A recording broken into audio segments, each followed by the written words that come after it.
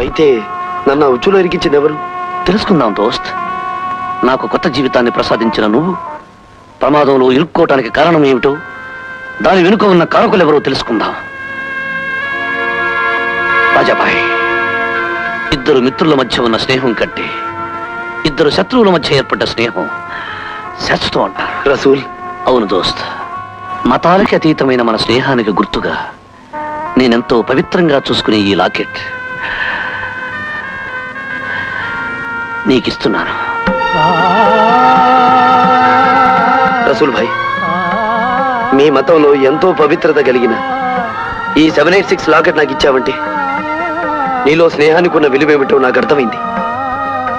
అందుకే మా మతంలో ఎంతో శక్తివంతమైన ఈ ఓం నీకిస్తున్నాను.